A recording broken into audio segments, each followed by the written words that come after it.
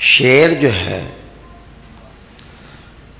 اپنی صلاحیت سے کم اپنے شکار پر اہلیت خرچ کرتا ہے. طاقت اس کی زیادہ ہوتی ہے لیکن وہ ساری طاقت استعمال نہیں کرتا. پھر کہتے ہیں کہ جو مور ہے وہ اپنی بساط سے زیادہ رقص کرتا ہے. اس کی اتنی طاقت نہیں ہوتی لیکن اس کا رقص والہانہ ہوتا ہے.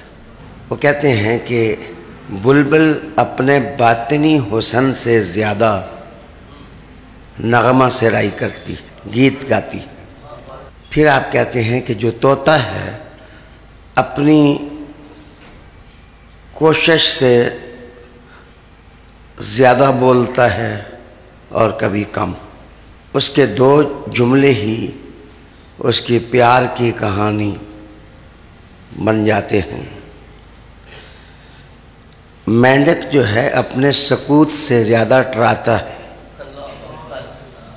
وہ کڑکڑ زیادہ کرتا ہے اور سکوت نام کی چیز اس کی زندگی میں کم ہوتی ہے. کہتے ہیں کہ ہدہد اپنے وجدان سے زیادہ ٹک ٹک کرتا ہے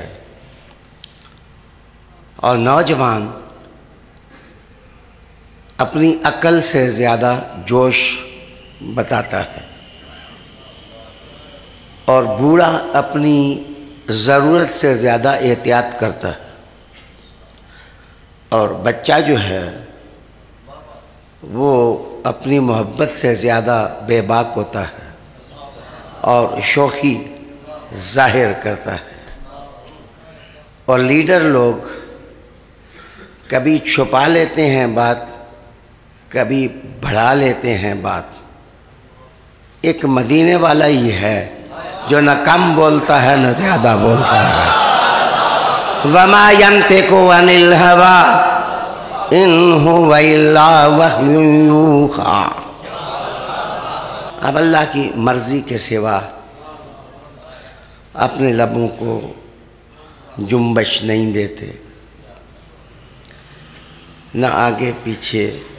متوازن خدا کا حکم جیسے ہوتا ہے اللہ کے نبی ایسے ہی اپنے لبوں سے افکار کا اظہار کرتے ہیں.